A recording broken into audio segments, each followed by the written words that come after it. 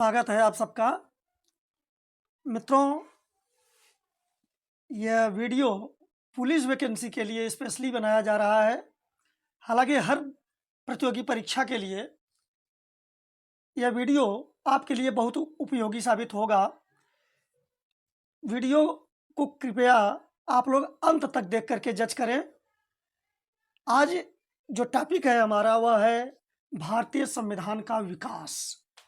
उसके जो महत्वपूर्ण पॉइंट होंगे, यानी हमारा संविधान जो बना इसके पहले की चीज़ें जो संविधान को विकसित करने का आधार बनी, उनके बारे में हम समझते हैं। परीक्षा में इस टॉपिक से प्रश्न पूछे जाते हैं। तो आइए अब हम शुरू करते हैं।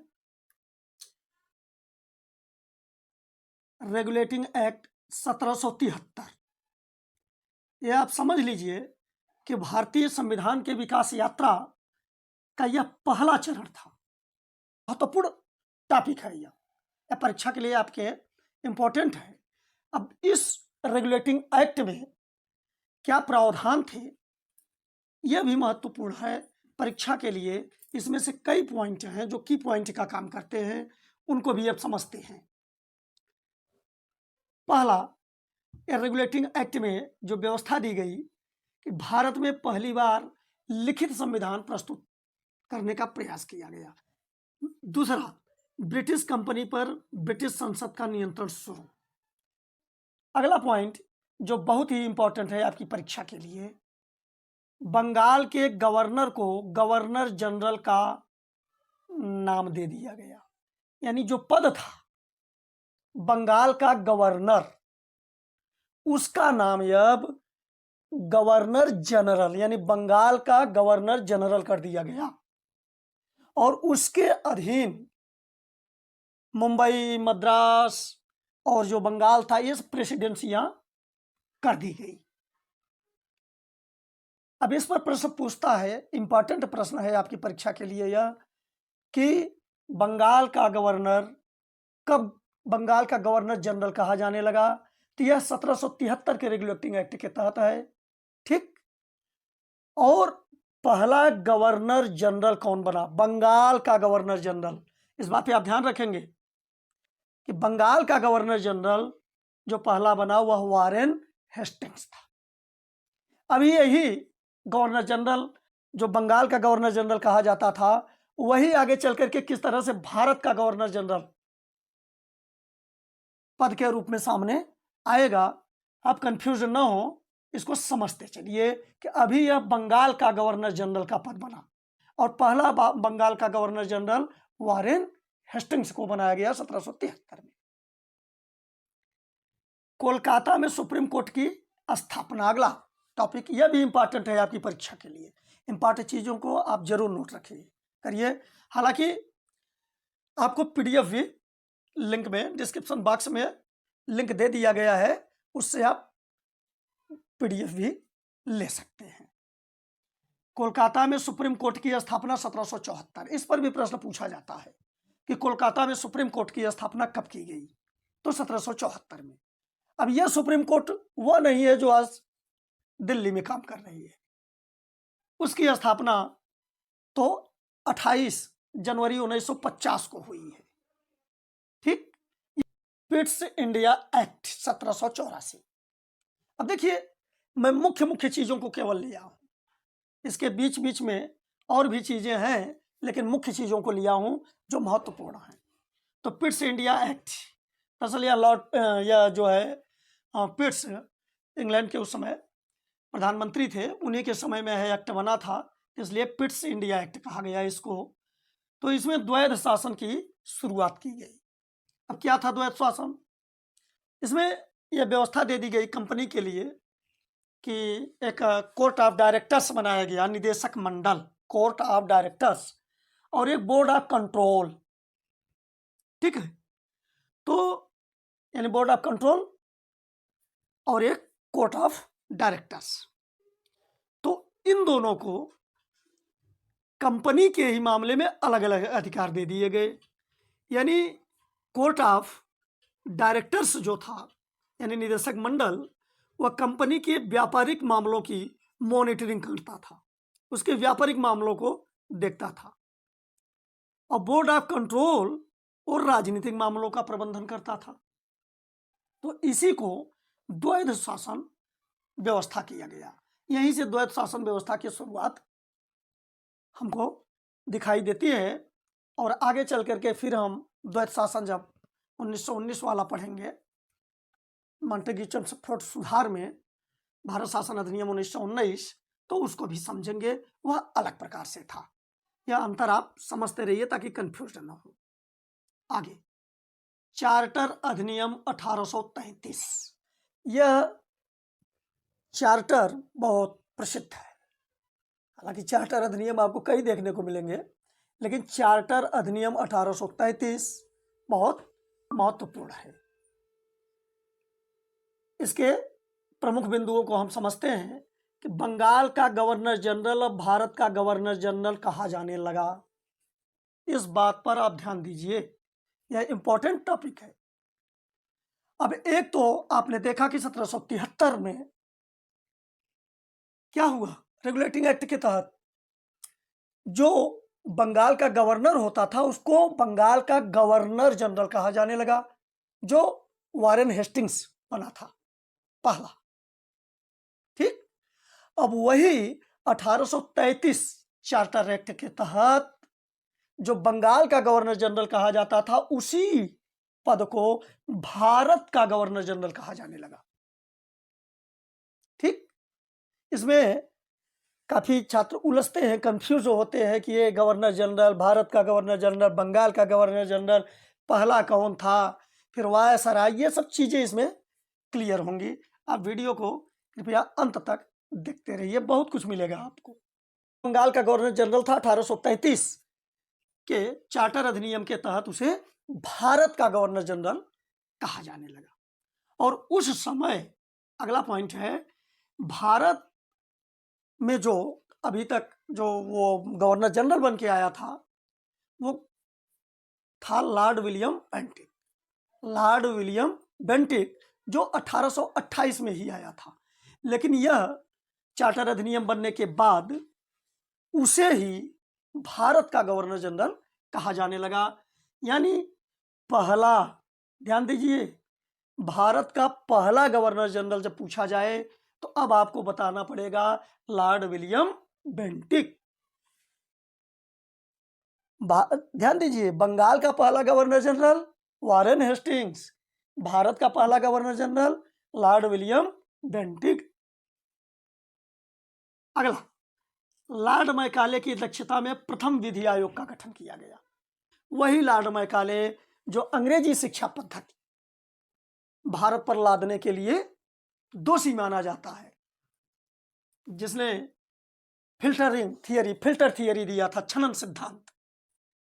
ठीक, शिक्षा के क्षेत्र में यह छनन सिद्धांत क्या था, उसका कहना था कि पहले इन्हें अंग्रेजी पढ़ाओ, संभ्रांत लोगों को तो यही धीरे धीरे छन करके नीचे तक पहुंचेगा और सब अंग्रेजियत दिमाग के हो जाएंगे।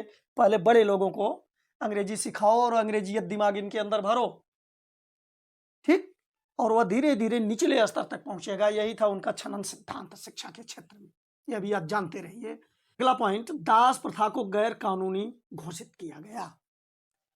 देखिए, अंग्रेजों के सारे अधिनियम, सारे नियम कानून ठीक है कि उनकी व्यवस्था के अनुकूल रही होगी तभी वो इसे लागू किए, लेकिन अप्रत्यक्ष रूप से तो भारत के लिए काफी वरदान भी साबित हुआ था।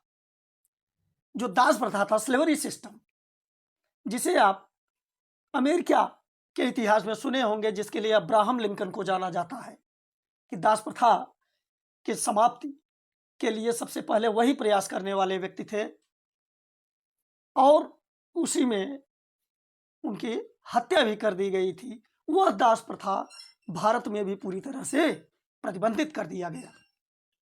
ठीक, यह लॉर्ड विलियम बेंटिक के कई महत्वपूर्ण कार्य रहे थे भारत में, जैसे सती प्रथा का भी अंत उसी ने किया था। ठीक, 1828 में जब यह नियम लाया था, वह राजा राम मोहन राय के सुझाव पर उनकी सिफारिश पर। चलिए आगे बढ़ते हैं। चार्टर अधिनियम 1853। अब देखिए, एक महत्वपूर्ण व्यवस्था यहाँ हो रही है, कंपनी के महत्वपूर्ण पदों को प्रतियोगिता से भरने की व्यवस्था।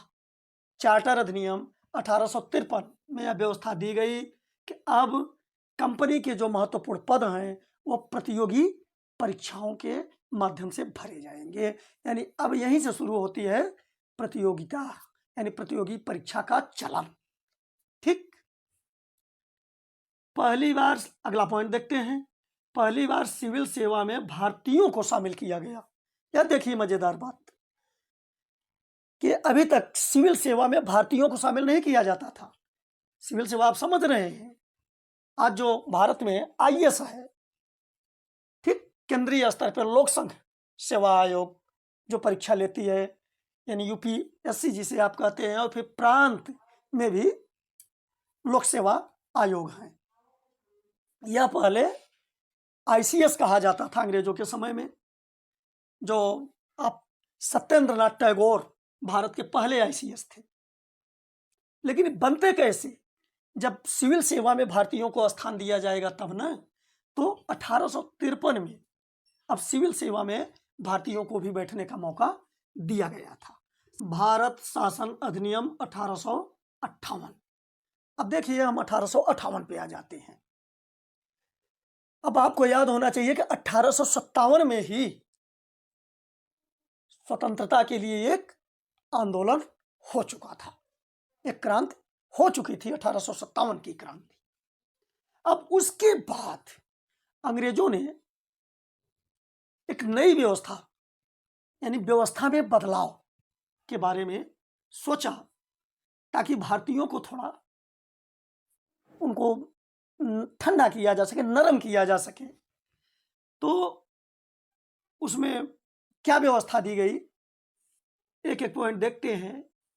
भारतीय मामलों पर ब्रिटिश संसद का सीधा नियंत्रण। अब आप ध्यान दीजिए, जो कंपनी शासन करती थी यह व्यवस्था अब हटा दी गई और सीधे ब्रिटिश संसद अब भारतीय मामलों पर नियंत्रण करने लगी। भारतीय मामलों को सीधे ब्रिटिश संसद देखने लगी।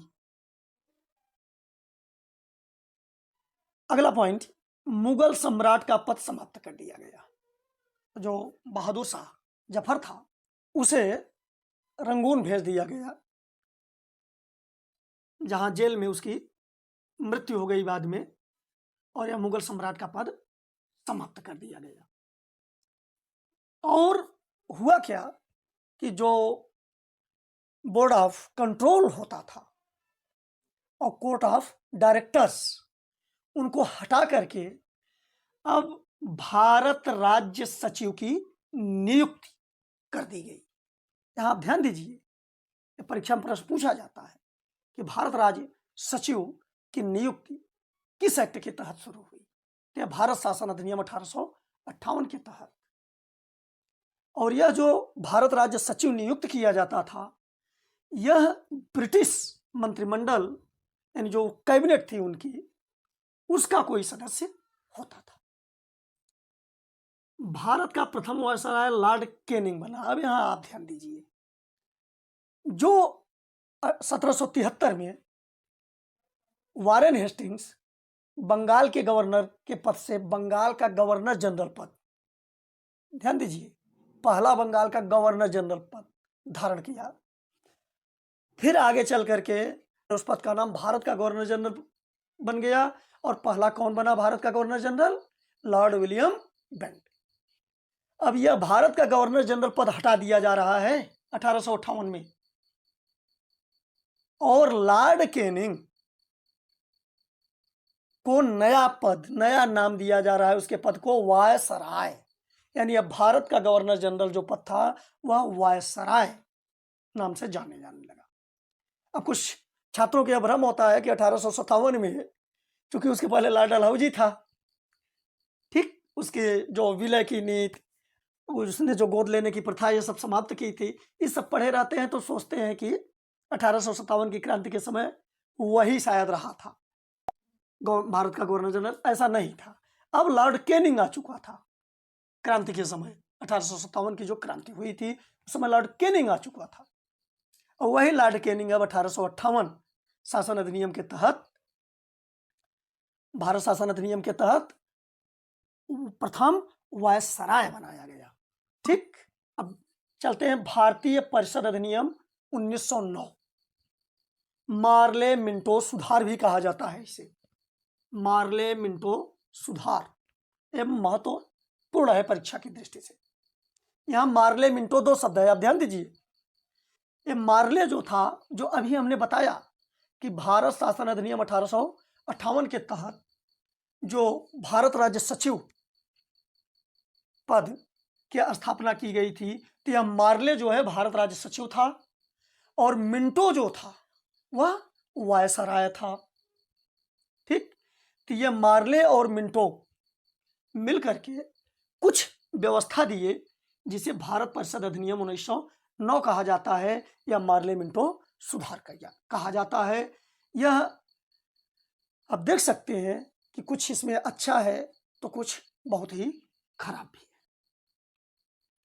पहला, सत्येंद्र प्रसाद सिन्हा को वायसराय की कार्यकारिणी परिषद में नियुक्त किया गया और ये पहले भारतीय थे जो वायसराय की कार्यकारिणी परिषद में नियुक्त किए गए। इसको आप रटे रहिए परीक्षा की दृष्टि से। अगला, केंद्रीय विधान परिषद में मुस्लिम वर्ग के लिए अलग निर्वाचन व्यवस्था कर दी गई। अब ये देखिए कितना खराब हुआ। यहीं से सांप्रदायिक निर्वाचन व्यवस्था की शुरुआत होती है। ठीक, मतलब अंग्रेज अब वही जो फूट डालो राज करो की नीति है उसी का एक प्रयास है। तो केंद्रीय विधान परिषद में जो मुस्लिम वर्ग था उसके लिए अलग निर्वाचन की व्यवस्था कर दी गई। और चूंकि यह मिंटो के समय में था, मिंटो उस समय वायसराय था, इसलिए लॉर्ड मिंटो को सांप्रदायिक निर्वाचन का जनक कहा जाता है। भारत शासन अधिनियम 1919। ठीक, भारत शासन अधिनियम 1858 आपने देखा। अब भारत शासन अधिनियम 1919 आप देखिए। इसे मॉन्टेग्यू चेम्सफोर्ड सुधार भी कहा जाता है। तो मॉन्टेग्यू चेम्सफोर्ड, मॉन्टेग्यू जो था वह भारत राज्य सचिव था और चेम्सफोर्ड जो था उस समय वायसराय था। तो क्या व्यवस्था इसमें दी गई? द्वैध शासन प्रणाली प्रारंभ की गई। अब यहां आप ध्यान दीजिए, एक द्वैध शासन प्रणाली आपने देखा था, पिट्स इंडिया एक्ट जो था, उसमें हमने बताया था कि कोर्ट ऑफ डायरेक्टर्स और बोर्ड ऑफ कंट्रोल की व्यवस्था करके दो अलग अलग कार्य उनको दे दिया गया। लेकिन यहां जो द्वैध शासन प्रणाली है यह अलग है। अब इसमें यह देखिए एक महत्वपूर्ण टॉपिक, लोक सेवा आयोग का गठन। जो आप लोक सेवा आयोग सुनते हैं ना, जो सिविल सेवाओं की परीक्षा आयोजित करती है, केंद्र में संघ लोक सेवा आयोग है और राज्यों में राज्य लोक सेवा आयोग। तो भारत में लोक सेवा आयोग का गठन 1919 में किया गया। ठीक, यह इंपॉर्टेंट प्रश्न है, इसको आप जरूर तैयार रखेंगे। लोक सेवा आयोग का गठन 1919 में किया गया, यानी अब भारत में ही सिविल सर्विसेज की प्रतियोगी परीक्षाएं आयोजित की जाने लगी। और इसमें एक और महत्वपूर्ण व्यवस्था किया गया कि पहली बार महिलाओं को मत देने का अधिकार दिया गया। यह भारत शासन अधिनियम 1919 में हुआ था। भारत शासन अधिनियम 1935, जरूर आप इसको तैयार रखें, ध्यान से देखिए। यह भारतीय संविधान के लिए खजाना है, खजाना। परीक्षा में पूछे जाते हैं प्रश्न कि फला संवैधानिक व्यवस्था, अब ध्यान दीजिए कि भारतीय संविधान में फला की चीज की व्यवस्था कहां से की गई, किस देश से लिया गया, जिसे आप कहते हैं संविधान के स्रोत। तो भारत शासन अधिनियम 1935 जो है यह भारतीय संविधान का सबसे बड़ा स्रोत है। इसी से अधिकांश व्यवस्थाएं ली गई हैं। इसके एक एक पॉइंट को हम देखते हैं। संघीय शासन प्रणाली की स्थापना की गई। संघीय प्रणाली आप समझते हैं कि भारत राज्यों का एक संघ है, जिस तरह से कि राज्य हैं फिर उनका एक यूनियन है यह, ठीक। तो इसी को संघीय शासन प्रणाली कहा जाता है। केंद्र तथा राज्यों के बीच शक्तियों का बंटवारा कर दिया गया। इसमें केंद्र और प्रांतों के बीच विषयों का बंटवारा कर दिया गया। जैसे इस समय है, आप देखते हैं ना, संघीय सूची है, राज्य सूची है, समवर्ती सूची है, इस तरह का विभाजन इस समय है कि नहीं। शक्ति का विभाजन इसी को कहा जाता है। 1937 में संघीय न्यायपालिका की स्थापना। अब आप ध्यान दीजिए, ये संघीय न्यायपालिका एक बनाई गई। यह उस समय सबसे बड़ी नहीं थी। एक प्रिवी काउंसिल हुआ करता था जो इससे भी ऊंचा स्थान रखता था, यानी संघीय न्यायपालिका के खिलाफ भी वहां अपील की जा सकती थी। यह आज का सुप्रीम कोर्ट नहीं था, ठीक। हमने बताया कि आज का सुप्रीम कोर्ट वो 28 जनवरी 1950 को अपने अस्तित्व में आया। भारतीय रिजर्व बैंक की स्थापना का प्रावधान भी इसी एक्ट के तहत किया गया।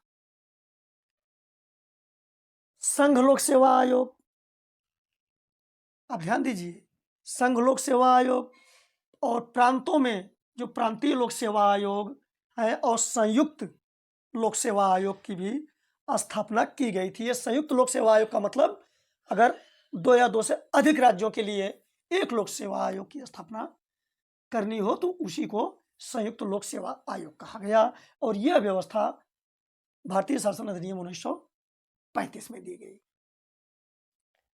और एक महत्वपूर्ण पॉइंट आप देखिए कि बर्मा को भारत से अलग कर दिया गया इसी एक्ट के तहत, जिसे आज आप म्यांमार कहते हैं।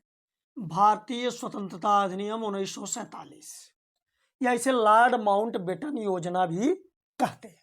यह भी महत्वपूर्ण टॉपिक है, लॉर्ड माउंटबेटन योजना।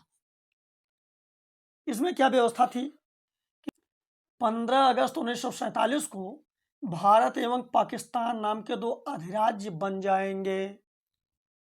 यही तो थी भारत को बांटने की व्यवस्था।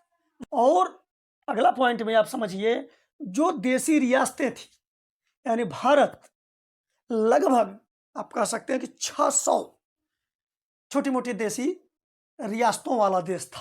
माने इतने राजा थे कि देसी रियासतों को स्वतंत्रता दे दी गई। वे स्वतंत्र हैं कि वो पाकिस्तान अधिराज्य में शामिल हो या भारतीय अधिराज्य में। बाकी आप समझ सकते हैं कि यह कितनी बड़ी समस्या को जन्म देना था। और यहाँ इस पॉइंट पे आप ध्यान दीजिए कि संविधान निर्माण होने तक प्रशासन भारतीय शासन अधिनियम 1935 के अनुसार चलेगा। यह भी महत्वपूर्ण टॉपिक है। आगे बढ़ते हैं। अब देखिए कुछ विशेष पॉइंट है जिनमें आप कंफ्यूज होते हैं।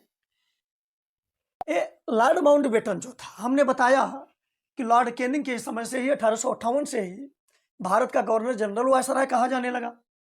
अब वही माउंटबेटन जब भारत स्वतंत्र नहीं हुआ था तब तक तो यह वायसराय ही था।